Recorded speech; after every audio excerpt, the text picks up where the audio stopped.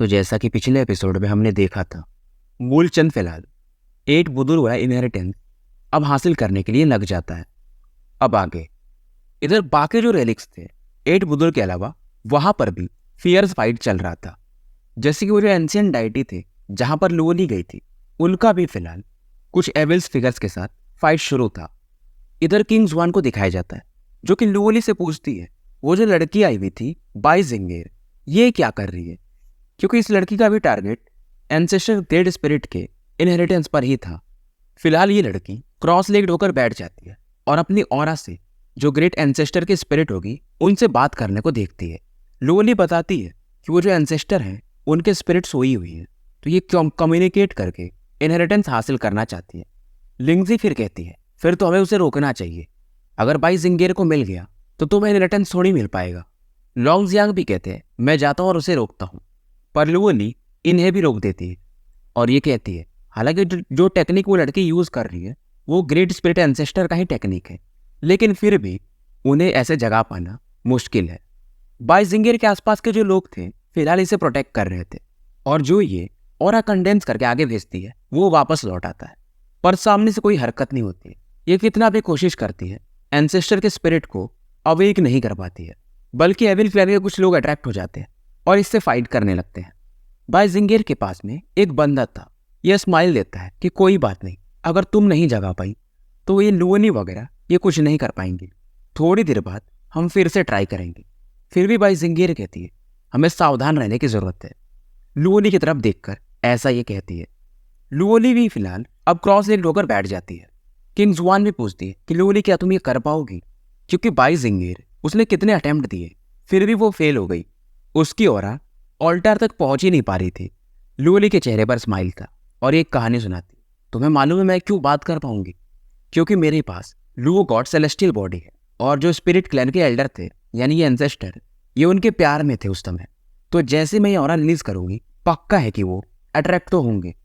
तो ये बेसिकली एक हनी ट्रैप बना रही थी और जैसे लुओली अपने लुओ गॉड सेलेस्टियल बॉडी को रिलीज करती है इसके बाल भी एकदम मिल्की वे के जैसे हो जाते हैं। हवा नहीं चल रहा था फिर भी इसकी जुल्फे भंवर के समान हिल रही थी। बाकी भी जो यहाँ पर टॉप पावर्स थे अब इस लुओली की तरफ देखने लगते हैं। बाइजिंगेर भी हैरान थी कि ये तो लुओ गॉड सेलेस्टियल बॉडी है। इसके चेहरे पर एक जेलसी को भी अब देखा जा सकता था और ये भी सोचने लगती है कि ये लड़की करना क्या चाहती है लुओ गॉड बॉडी को सम्मन करके। और जैसे ही लुओली अपनी ऑरा को भेजती है ऑल्टर के पास में एक वाइब्रेशन होता है। अब ये देखते ही बाइजिंगेर का तो दिल ही बैठ जाता है। जिंगेर के आसपास के लोग इससे पूछते कि करना क्या है। बाइजिंगेर निराश थी, पर साथ के बंदे कहते हैं हम इनके प्लान्स को डिस्ट्रॉय कर देंगे। खास करके वो जो बंदा था बाइजिंगेर के साथ वो ऐसा कहता है और कहता है कि उनके पास 2 ही कंप्लीटली अर्थली सॉवरिन है, मैं आराम से उन्हें संभाल लूंगा। और तुरंत ही जिंगेर की जो आर्मी थी यानी इनमें 4 कंप्लीटली अर्थली सॉवरिन थे, ये लुओली की टीम की तरफ बढ़ जाते हैं। लॉन्गजियांग जब देखता है इनको तो इसको गुस्सा आता है। वेंजियो भी आगे आते हैं और लिंगजी ये तुरंत ही एरे बनाने लगती है। इधर ऑल्टर से एक मिडिल एज मैन प्रकट होते हैं जो कि दिखने में काफी हैंडसम थे और इनकी नजरें फिलहाल लुओ गॉड सेलेस्टियल बॉडी पर ही थी और ये कहते हैं कि 10,000 सालों के बाद मैं लुओ गॉड सेलेस्टियल बॉडी देख रहा हूँ। लुओनी अब इनसे बोलती है कि सीनियर ग्रेट एंसेस्टर हम 4 में से एक सेक्रेट टावर लूज कर चुके हैं, तो कृपया मेरी हेल्प करिए इन डेमन्स को डिस्ट्रॉय करने में। अभी एंसेस्टर पूछते हैं कि लुओ गॉड के साथ तुम्हारा क्या रिलेशन है। ये बताती है कि वो मेरी एंसेस्टर थी, इनके भी चेहरे पर स्माइल था, तभी तो मैं सोचूं कि तुम्हारा चेहरा उनसे क्यों मिल रहा है। लुओली इनकी बातों से समझ जाती है कि लुओ गॉड के ये पीछे थे पर आखिर में सफल नहीं हो पाए थे। इस दौरान एंसेस्टर ये फिलहाल के समय में आ जाते हैं और एविल क्लैन की तरफ देखते हैं। इन्हें समझ में आ चुका था कि जो स्पीयर एंसेस्टर का विल था वो यहाँ से खत्म हो चुका है, पर जब इनकी नजर आगे पड़ती है तो ये और ज्यादा हैरान हो जाते हैं कि वो जो ब्लड एम्परर है वो तो पूरी तरह से खत्म हो चुका है और ये काम ओल्ड मैन बुदूर ने कर दिया है। लुओली भी जब ये सुनती है तो काफी खुश हो जाती है कि मूचेन ने किया होगा। अब एंसेंट एंसेस्टर लुओली के आईब्रोज पर स्पिरिचुअल लाइट कंडेंस करके भेज देते हैं। लुओली की पूरी बॉडी मानो झकझोर सी जाती है और एक अलग ही लेवल का इंफॉर्मेशन पावर अब ये समझने लगी थी और इस लाइट के कारण लुओ गॉड सेलेस्टियल बॉडी ये काफी तेजी से फैलता है। लॉन्गजियांग वगैरह को भी अब पीछे हटना पड़ता है और अपने एक ही अटैक में यहाँ पर जो भी एविल क्लैन के लोग थे उन्हें ये राख में बदल देती है। ये कमाल था एंसेस्टर के विल पावर का। बाइजिंगर भी अब रुक चुकी थी। इसे मालूम था कि अब ये कुछ नहीं कर सकती। फाइनली लोली को भी the great spirit heaven piercing light technique मिल जाता है। अब आगे जो स्टोरी है आइस स्पिरिट क्लैन के बारे में, मतलब पूरा यू टर्न मार दिया उधर ने। तो ये स्टोरी लिंग डोंग से रिलेटेड है, उसकी सेकंड वाइफ या तुम कह सकते हो पहली वाइफ यिंग वन वन के बारे में। तो आगे बढ़ते हैं। यहाँ पे सीन शिफ्ट होता है और आइस स्पिरिट कॉन्टिनेंट को दिखाया जाता है। एक आइसी पीक माउंटेन पर एक ब्लैक रोड फिगर को भी यहाँ पे दिखाया जाता है। इस बंदे की आंखों में एक अलग ही लगन था। आंखों में ऐसा दिख रहा था मानो उस बंदे ने कितने रिइंकार्नेशन को पार कर लिया हो। और सामने के स्पेस की तरफ यह बंदा देख रहा था जहां पर एक आइस डोर बना हुआ था। ये वही दरवाजा था जहां से आइस स्पिरिट क्लैन के एंसेस्ट्रल लैंड में जाया जा सकता है। अभी इसे देख ही रहा था तभी यहाँ पर 4 लोग प्रकट होते हैं। ये थे 2 मैन और 2 वुमेन। ये इनसे पूछता कि कैसा रहा। अब इनमें से जो एक लेडी थी वो बर्फ के समान सफेद थी। इसको देखते ही कई देश तो ऐसे ही गिर जाएं। इस लेडी के बगल में जो एक दूसरी लड़की थी वो ब्लैक ड्रेस में थी और ये भी काफी सुंदर थी। और ये दूसरी वाली लड़की थोड़ी ज्यादा ही चुलबुली थी और अपने भाई यानी जो सामने वाला बंदा था लिंग डोंग के साथ हमेशा मजाक मस्ती करती थी। और ये बताती है कि हमें अब वो जो आइस स्पिरिट टैबलेट है, आइस स्पिरिट क्लैन के जो अंदर है वो मिल चुका है, वही उनका सुप्रीम ट्रेजर है, यानी कि उसके बारे में पता चल गया। और ये बताती है कि आइस स्पिरिट क्लैन का अगर कोई रॉयल ब्लड लाइन वाला बंदा हो या बंदी हो तो पैदा होते ही उनका जो ब्लड मार्क होता है आइस स्पिरिट का वो उस टैबलेट में छोड़ दिया जाता है। तो शायद वहीं पर हुआनुआन का सोल फ्रैगमेंट होगा उसके अंदर। ये सुनते ही लिंग डोंग के चेहरे पर एक स्माइल आता है मानो कितने सालों से ये हंसा न हो। पर ये लड़की कहती है क्योंकि ये आइस स्पिरिट क्लैन का सुप्रीम ट्रेजर है तो हमें ऐसे नहीं मिलेगा। लिंग डोंग इससे कहता है क्या तुमने उनसे बात किया? किंग टांग हाँ में सर हिलाती है पर वो लोग सुनने को ही तैयार नहीं। अब यहाँ और एक हैंडसम मैन भी था, वो भी अभी काफी गुस्से में दिख रहा था। ये थे अपने ग्रैंडपा मार्टिन। लिंग डोंग हंसता है और कहता है लगता है ये लोग हमारे मार्शल बॉर्डर को नीचा दिखा रहे हैं और इसके अंदर अब एक कोल्ड किलिंग इंटेंट जागता है। दूसरा वाला जो बंदा था वो तो एकदम बर्ली फिगर था और कहता है बिग ब्रदर क्यों ना मैं इनको सबक ही सिखा दे। ये था अपना टाइगर। इस दौरान ग्रैंडपा मार्टिन कहते हैं क्या पता जब हम उन पर अटैक करें तो वो आइस स्पिरिट टैबलेट को ही डिस्ट्रॉय ना कर दे। लिंग डोंग ये सोच रहा था और कहता है इस मैटर के बारे में मैंने कितने साल बिता दिए, अब मैं नहीं रुक सकता। ग्रैंडपा मार्टिन कहते हैं फिर तुम करना क्या चाहते हो? लिंग डोंग हंसता है और कहता है तुम लोग मार्शल बॉर्डर लौट जाओ, मैं अकेले जा रहा हूँ। किंग टांग डर जाते हैं कि ये क्या कर रहे हो आप, वो लोग काफी पावरफुल हैं। और ये लड़की भी तुरंत अपना जो साइट था उसे बाहर निकाल लेती है क्योंकि ये मास्टर ऑफ डार्कनेस है, सेम अपना लिनिया यानी कि वो टाइगर भी कहता है। पर लिंग डोंग इन्हें समझाता है। अब ये लोग यहाँ से वापस जाने लगते हैं पर ये कहते हैं कि अगर कोई भी प्रॉब्लम हो तो आप हमें तुरंत ही बताना। तीनों यहाँ से चले जाते हैं। तो ये टोटल 5 लोग थे पर लिंग किंगजू ये फिलहाल नहीं जाती है। चौथा कौन है मुझे भी नहीं समझ में आया। फिलहाल ये दोनों एक दूसरे को हक करते हैं और लिंग डोंग इसे समझाता है। अब ये भी यहाँ से निकल जाती है। लिंग डोंग अब वापस पलटता है और उस आइस डोर की तरफ ये बढ़ जाता है। इसे वो पुराने समय का टाइम याद आता है जब इसे एंसेस्टर स्टेज में जाने के लिए यिंग वन वन ने अपनी ऑरा को सैक्रिफाइस कर दिया था। और इसे वो पुरानी घटना पूरी तरह से याद आने लगती है कि with my body, with my soul, with my blood I call upon the spirit of universe. उसके बाद ही लिंग डोंग एंसेस्टर लेवल पर जा पाता है। और यिंग वन वन ने इससे कहा भी था मरने से पहले मैं काफी अच्छा फील करती हूँ कि मैं तुम्हारे प्यार में पड़ी। मेरे अंदर जो वो बेरहमी सी आ गई थी वो भी अब खत्म हो चुकी है।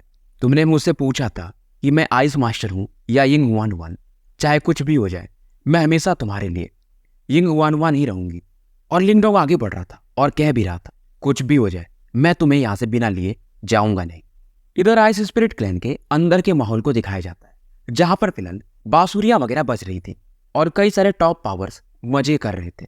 पर इनमें 4 लोग ज्यादा फेमस थे। एक एल्डर थे ब्लू रोब में और ये बर्फ ही खा रहे थे और इनकी ऑरा भी एकदम बर्फीली थी।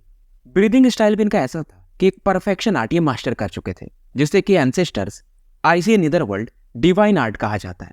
और ये आइस स्पिरिट क्लैन में सबसे पावरफुल थे। इन्हें क्लैन का आइस स्पिरिट एंसेस्टर भी कहा जाता है। इनके बगल में एक व्हाइट बियर्ड वाले एल्डर वे बैठे हुए थे, दूसरे वाले को स्नो डेमन कहा जाता है। इनका भी पावर लेवल आइस एंसेस्टर के बराबर ही था। अब इन दोनों की बातें सुनकर एक तीसरा बंदा हंस रहा था। सामने में एक बर्ली और ब्लैक फिगर बैठा हुआ था, इसके बॉडी पर ड्रैगन पावर था और ये थे ड्रैगन सॉवरिन। और सबसे साइड में बैठे हुए थे वॉर एम्परर जिन्होंने की गोल्डन रोब पहने थे। ये बाकियों से थोड़े यंगर दिख रहे थे और हैंडसम भी ज़्यादा थे। आइस स्पिरिट क्लैन की जो सुंदरिया भी थी, ज़्यादातर की नज़र हमेशा इन्हीं पर रहती थी। लोगों को यही लगता था कि वॉर एम्परर कुछ ही समय में डिवाइन हेवनली सॉवरेन लेवल पर जा सकते हैं। फिलहाल इन सभी का power level spiritual heavenly sovereign level पर था, यानी कि हेवनली सॉवरेन के इनिशियल लेवल भी हम इसे कह सकते हैं। वॉर एम्परर भी इनकी बात सुनकर हंस रहे थे और कहते हैं कि डिवाइन ग्रेड मेरा भी एम है, उम्मीद है कि मैं जल्दी ही पहुंच जाऊंगा। ये लोग बातें कर ही रहे थे, तभी यहाँ पर ये लोग एक फ्लक्चुएशन फील करते हैं। एक आइस बर्ड आके आइस एंसेस्टर को कुछ बताती है और माहौल पूरा टेंस हो जाता है। बाकी तीनों एल्डर्स भी पूछते हैं कि क्या हुआ। अब ये बताते हैं कोई बंदा है जो कि लोअर प्लेन का है, उसे हमारा आइस स्पिरिट क्लैन का जो टैबलेट है वो चाहिए ताकि वो अपनी वाइफ को रिवाइव कर पाए। लगता है उसे समझ में नहीं आता और ये बताते हैं कि हम उनके ऑफर को रिजेक्ट कर चुके हैं। इन्हें यह भी पता चल चुका था कि वो बंदा सीधा एंसेस्ट्रल लैंड में इस बार घुस चुका है। ये लोग काफी गुस्से में थे कि लोअर प्लेन का बंदा और हमारे क्लैन के मेन एरिया में, इसे तो सबक सिखाना ही पड़ेगा। आइस एंसेस्टर भी कहते हैं पता नहीं कौन है वो लड़की जो कि हमारे ही क्लैन की है और एक ऐसे बंदे से शादी कर ली और ये टैबलेट पर उसे अब देखना चाहते थे। पहले इनको इंटरेस्ट नहीं था और जब ये देखते हैं तो ये लड़की काफी सुंदर थी। जो भी लोग थे यहाँ पर यानी हॉल में, वो भी इस सीन को देखकर हैरान हो जाते हैं। पर ये सोचते हैं ये तो हमारे क्लैन की है नहीं, तो इसका स्पिरिट यानी सोल फ्रैगमेंट हमारे यहाँ कैसे आया? हमारे क्लैन के रॉयल ब्लड लाइन वाले ही ऐसा कर सकते हैं। मतलब यहाँ पर जो बाकी ब्रांच थे आइस स्पिरिट क्लैन में, वो भी लोग शांत हो जाते हैं। एक एल्डर बताते हैं कि कोई हमारा एक ब्रांच था जो कि रॉयल फैमिली का था, वो अब यहाँ से जा चुका है और उनका न्यूज़ कभी मिला नहीं था। और ये भी हमने सुना था कि उनका पूरा वो ब्रांच ही तबाह हो गया था। शायद ये लड़की उन्हीं के क्लैन की है। अब ये आइस एल्डर कहते हैं क्योंकि वो लोग हमारे क्लैन से रिश्ता तोड़ चुके हैं, तो उन्हें क्यों देना ये टैबलेट। इधर वॉर एम्परर जब इस वुमेन को देखते हैं यानी उनके फिगर को, तो ये इन पर फिदा हो जाते हैं। आइस स्पिरिट एंसेस्टर को भी याद आता है कि ये वॉर एम्परर ये वुमेन्स की बॉडी से अपने स्पिरिचुअल ऑरा को बढ़ाता है। आइस एंसेस्टर भी कहते हैं ठीक है, जब हम इस बंदे को हरा देंगे तो मैं इस लड़की का तुम्हें सोल फ्रैगमेंट दे दूंगा। वॉर एम्परर भी कहते हैं जब भी तुम्हें मेरी हेल्प लगे बस बोल देना। अब आइस एंसेस्टर अपने टीममेट से यानी जो जूनियर्स थे उन्हें तुरंत ही कहते हैं कि ग्रेट एरे को एक्टिवेट कर दो। मैं भी देखना चाहूंगा इस बंदे को कि इसकी इतनी मजाल कैसे हुई। पूरे डिफेंसेस इन लोगों ने अब एक्टिवेट कर दिए थे, फिर भी अपना लिंक डोंग आगे बढ़ते रहता है और सभी के सामने ये फाइनली पहुंच जाता है।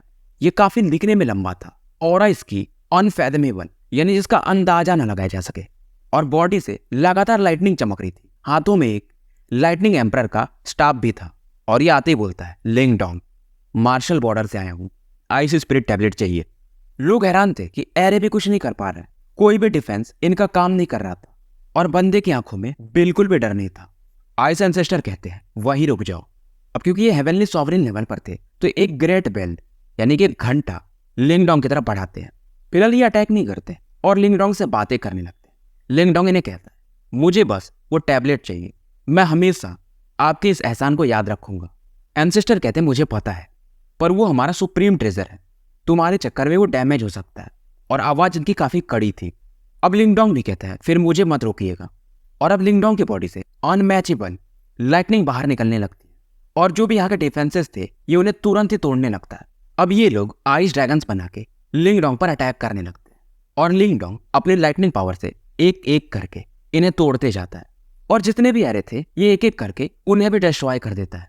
लोग अब अंदाजा लगाते हैं कि ये बंदा भी ये एक हेवनली सॉवरेन लेवल पर है। अब आइस एंसेस्टर कहते हैं ठीक है तुम्हारी एबिलिटी है, फिर भी अब तुम पछताओगे। और अचानक से यहाँ का टेम्परेचर काफी तेजी से नीचे गिरने लगता है और एंसेस्टर कहते हैं अब मैं तुम्हें रेयर सुपर पावर दिखाता हूँ हमारे क्लैन का।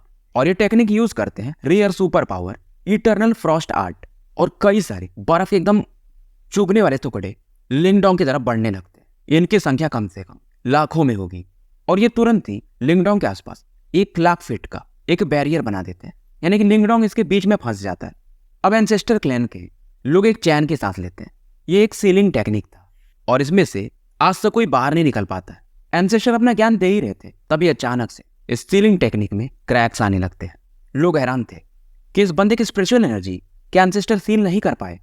लाइटनिंग यहाँ पर और भी ज्यादा वायलेंटली चमकने लगी थी और लिंगडोंग से उनके मुंह से आवाज आता है लाइटनिंग एंसेस्ट्रल एम्यूलेट यानी token, God like lightning technique breaker. तो अगर आपको याद हो तो लिंगडोंग के पास 8 एंसेस्ट्रल सिंबल है आई गेस, तो उनमें से एक था लाइटनिंग एंसेस्ट्रल सिंबल। जिन्होंने भी वो पुरानी स्टोरी नहीं देखी है मार्शल यूनिवर्स की, मेरे चैनल पर आपको मिल जाएगा, तो जाकर जरूर देख लो। लोग इधर सोचने लगते हैं ये लिंगडोंग ये एक मॉन्स्टर है क्या। आइस एंसेस्टर भी अब शांत हो जाते हैं। इन्हें समझ में आ चुका था कि लिंगडोंग कितना पावरफुल है। तो लिंगडोंग की स्टोरी बस यहीं तक थी। अब मैं जो यिंग हुआनवान का रिवाइवल है दूसरे चैनल पर डालने वाला हूँ, आज नहीं तो कल में। वहाँ पे जाके पूरा देख लेना, क्योंकि बीच बीच में स्टोरीज हमको थोड़ी पता चलती हैं कि हुआनवान कैसे रिवाइव हुई थी। तो आगे बढ़ते हैं। इधर सीन शिफ्ट होता है और हम प्रेजेंट टाइम में आ जाते हैं। मू चैन को दिखाया जाता है जो कि अभी भी क्रॉस लेग्ड बैठा हुआ था। होली पगोड़ा लगातार इसके आसपास रोटेट कर रहा था और जो आटो बीट्स थे फिलहाल धीरे धीरे करके ये उन्हें रिफाइन करने को देख रहा था और इनके पावर को फील करके अपना मू चैन भी हैरान था। इसे मालूम था अगर ये अगली बार अब शीटियानियू से मिलेगा, हालांकि वो तो मर चुका है, तो आराम से ये अपने पगोड़ा में उसे सप्रेस कर सकता था। और अब तो जुआनलू और मोकजिन ये क्वालिफाइड भी नहीं है इसके सामने खड़े होने के। मू चैन अब इसे कल्टीवेट कर चुका था। ये एंसेस्टर बुदुर को थैंक्स बोलता है। एंसेस्टर बुदुर के भी चेहरे पर एक स्माइल था। मू चैन इस दौरान अब ये जो चारों सेक्रेट टावर्स थे बाकियों के कंडीशन पूछता है, क्योंकि इसे अब लुओली की थोड़ी चिंता थी। एंसेस्टर बताते हैं वैसे तो तुम्हें पता ही है कि स्पीयर एंसेस्टर वो मारे जा चुके हैं, बाकी दो सही हैं। अब इसे समझ में आता है यानी लुओली सुरक्षित है। मू चैन अभी कुछ सोच ही रहा था तभी एंसेस्टर बुदुर कहते हैं कि मेरे पगोड़ा की कुछ एनर्जीज हैं, उन्हें तुम यूज कर लो। और ये तुरंत ही ऑरा मू चैन की तरफ बढ़ाने लगते हैं। मू चैन फील करता है कि इसकी बॉडी पहले से स्ट्रॉन्गर हो रही है, इसका स्पिरिचुअल ऑरा भी बढ़ता है। पर एंसेस्टर बुदुर ये काफी समझदार थे। ये चाहते तो मू चैन का पावर एक ही बार में कंप्लीटली अर्थली सॉवरिन पर पहुंचा देते, पर ऐसा ये नहीं करते।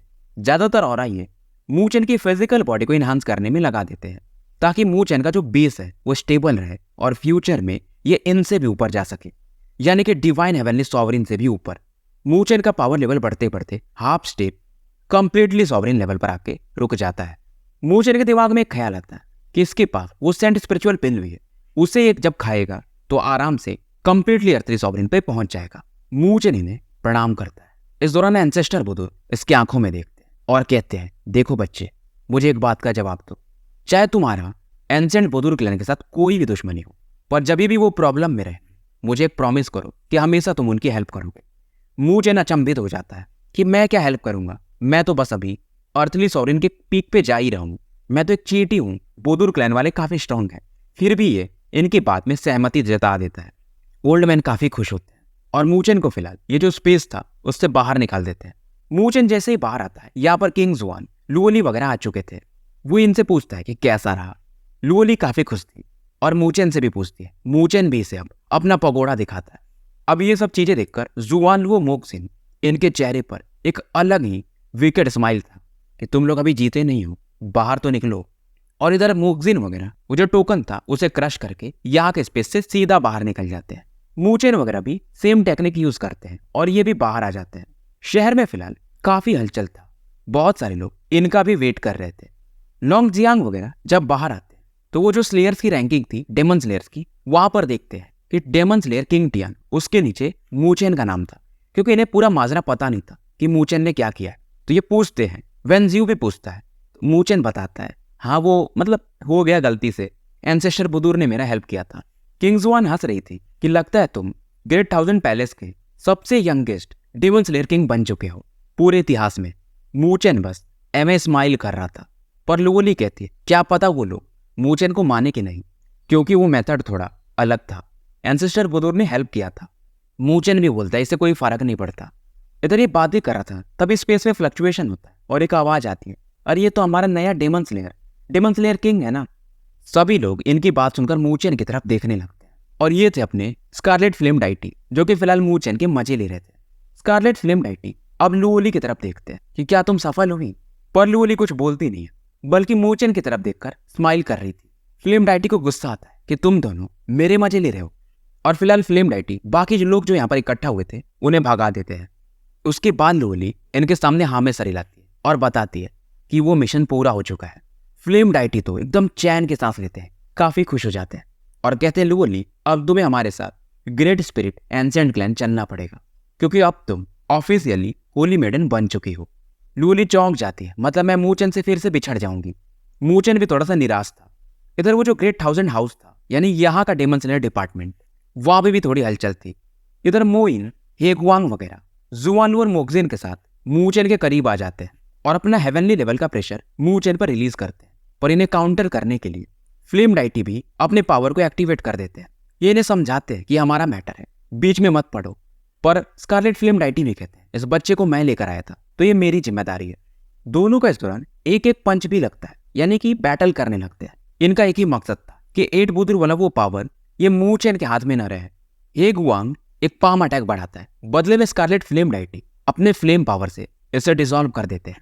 और फ्लेम डाइटी भी कहते हैं क्या तुम सच में एक बैटल शुरू करना चाहते हो एंसेंट्स क्लैन के बीच में। मूइन फिर कहता है कि स्कारलेट फ्लेम तुम अपने बारे में कुछ ज्यादा ही सोच रहे हो, तुम ग्रेट स्पिरिट एंसेंट क्लैन के बस एक एल्डर हो, तुम्हारे पास इतनी भी अथॉरिटी नहीं है और आज ये धोखेबाज ये बच के नहीं जा पाएगा। मू चेन देख रहा था और इसे मालूम था कि अगर मैं यहाँ से भागना चाहूँ तो अब ये भी मुझे नहीं रोक सकते। मेरा power level half step completely एथरी सॉवरिन पर है, प्लस मेरे पास 8 बुदुर है, मिस्टीरियस ड्रैगन आर्मी है, यहाँ से मैं बच के जा सकता हूँ। इधर वैन किंग जुआन के कहने पर इसकी जो ग्रैनी थी वो भी बीच में आ जाती है। तो अब 2v2 का बैटल हो गया था। मूइन वगैरह को अब काफी गुस्सा आता है और ये तुरंत ही एक टोकन को क्रश कर देता है। यहाँ पे बुदुर एंसेंट क्लैन के 9th एल्डर प्रकट होते हैं जिनका की पावर लेवल हेवनली सॉवरिन के गॉड लेवल पर था। अब इसे देखते ही फ्लेम डाइटी हूं या ग्रैनी है, क्योंकि दोनों का पावर स्पिरिचुअल लेवल पर है तो ये भी इनके सामने टिक नहीं सकते थे। और ये 9th एल्डर भी मूचन की तरफ देखकर कहते हैं अच्छा तो ये वही है। मूचन भी यहाँ पर कहता है लगता है तुम्हारे क्लैन के ग्रैंड एल्डर का भी तुम लोगों पर कोई फर्क नहीं पड़ता, क्योंकि किंग शुआन ने इसे पूरा मैटर पहले ही बता दिया था। अब ये 9th एल्डर भी कहता कि ग्रैंड एल्डर भी समझेंगे कि मैटर काफी बड़ा था, इसलिए हमें ऐसा करना पड़ा।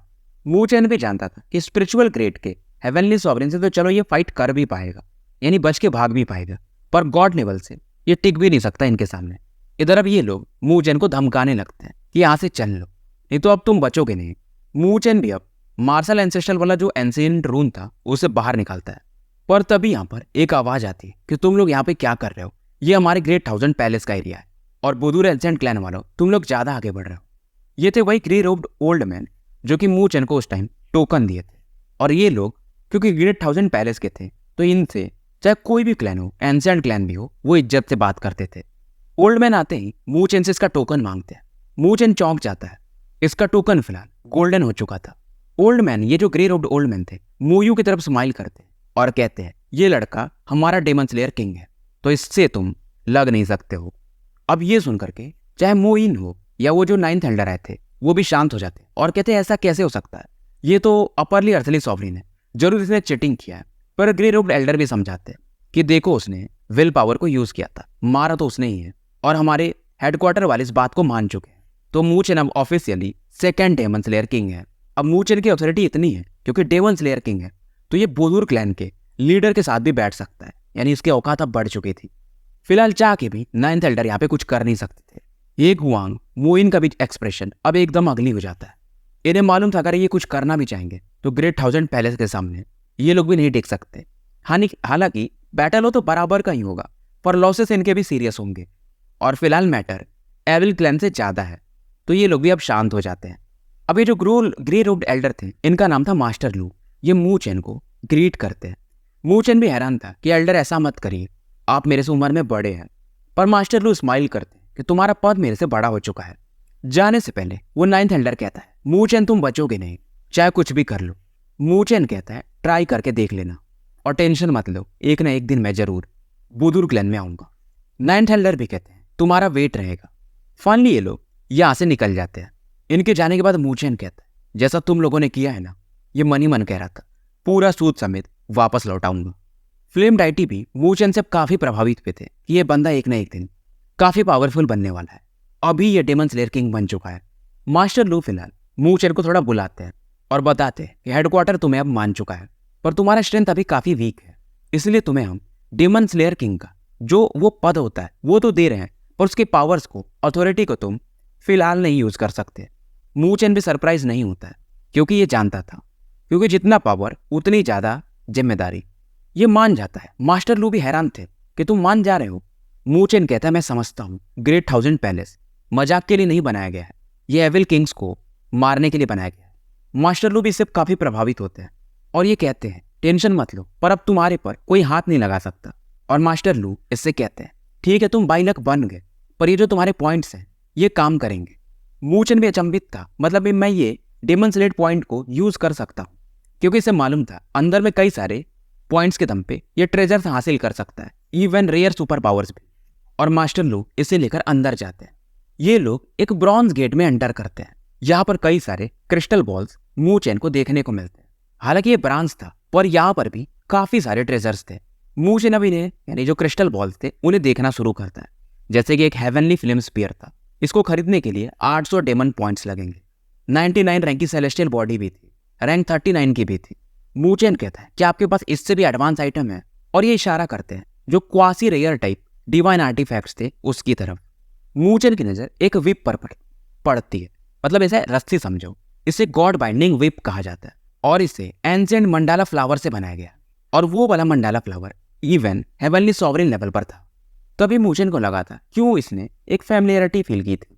मू चेन को अब टियानलुओ कॉन्टिनेंट की याद आती है कि लंबा समय हो चुका है, मंडेला काफी टेंशन में होगी, और 2000 डेमन स्लेट पॉइंट में ये इसे खरीद लेता है। आगे जब ये बढ़ता है, इसे एक और चीज देखने को मिलती है जो कि एकदम ग्रीन लिक्विड के समान था। ये था सेलेस्टियल स्पिरिट चैलकोनी, अंगूठी के समान था। अगर इसे कोई पहन ले तो उसका कल्टीवेशन स्पीड बढ़ सकता है, लेकिन हेवनली सॉवरेन लेवल के लोग अगर पहने तो कोई काम नहीं करेगा। मू चेन सोचता है ये लोअली के लिए सही है, क्योंकि अभी वो लोअली अर्थली सॉवरेन लेवल पर है। इसे भी ये 3000 डेमन पॉइंट्स में खरीद लेता है। मास्टर लू भी स्माइल करते हैं कि तुमने ये अपनी लवर के लिए खरीदा है ना।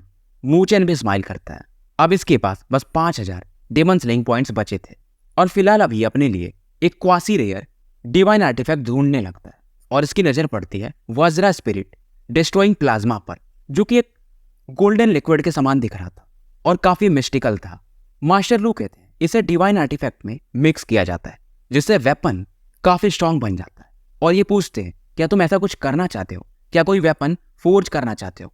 मू चेन अब सोचता है ये अपनी इमॉर्टल बॉडी पर इसे फोर्ज कर देगा, तो इसको जो इमॉर्टल बॉडी का डिफेंस पावर है और अटैकिंग पावर वो भी काफी बढ़ जाएगा। और मू चेन इससे भी 3000 डेमन पॉइंट्स में खरीद लेता है। बचे हुए 2000 पॉइंट्स में ये एक मिडिल ग्रेड का सैक्रेड ऑब्जेक्ट खरीद लेता है और कुछ स्पिरिचुअल पिल्स। फाइनली ये बाहर आता है और लुओली से मिलता है। लुओली को लेकर ये थोड़ा साइड में जाता है, काफी निराश था कि दोनों फिर से बिछड़ने वाले हैं। और मू चेन इससे पूछता है तुम स्पिरिट क्लन इसलिए जा रही हो, मतलब मेरे लिए। लुओली जवाब नहीं देती है, पर मू चेन समझ चुका था कि लुओली को लगता है कि ये वीक है और ये मू चेन की मदद नहीं कर पा रही है, इसलिए ये मू चेन के बराबर पहुंचना चाहती थी ताकि आगे वाले बैटल में ये मू चेन का साथ दे सके।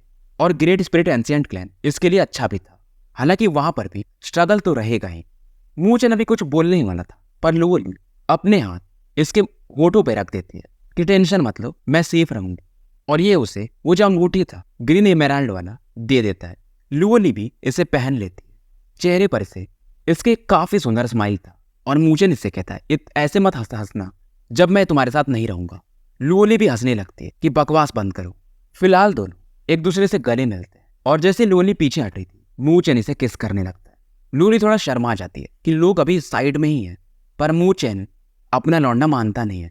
थोड़ी देर बाद लुओली से थोड़ा पीछे ढकेल देती है। इस दौरान फ्लेम डाइटी की भी आवाज आती है खांसने की कि तुम लोग मेरे सामने, और मू चेन तुम मेरी होली मेडन को थोड़ा रेस्पेक्ट दो। मू चेन फिलहाल इन्हें इग्नोर मार देता है। फिलहाल ये दोनों बातें करते हैं और फ्लेम डाइटी लुओली को लेकर जाने लगते हैं। फ्लेम डाइटी मू चेन से कहते हैं टेंशन मत लेना, लुओली का कल्टीवेशन स्पीड तुमसे तेज है, तो वो तुमको भी सरपास कर सकती है, और तुम शायद जब अगली बार मिलो तो ये हेवनली सॉवरेन लेवल पे रहेगी। लुओली यहाँ से निकल चुकी थी। वैन किंग जुआन भी इन दोनों से मिलती है और ये भी निकल जाती है। मू चेन अब लिंगजी और लोंगजियान की तरफ देखता है और इन दोनों से कहता है टियानलुओ कॉन्टिनेंट चलते हैं, क्योंकि वहां पर शायद गए हुए 1 साल से ऊपर हो चुके थे मू चेन को। जब वहां से निकला था तो ये लोली अर्थली सॉवरेन पर था, अब ये कंप्लीटली अर्थली सॉवरेन से कुछ कदम पीछे था, और ये सोचता है कि मू स्टेट कैसा होगा। चेहरे पर एक स्माइल था, और ये तीनों भी यहां से निकल जाते हैं। स्टोरी यहीं पे समाप्त करते हैं और मिलते हैं फिर एक नए वीडियो के साथ।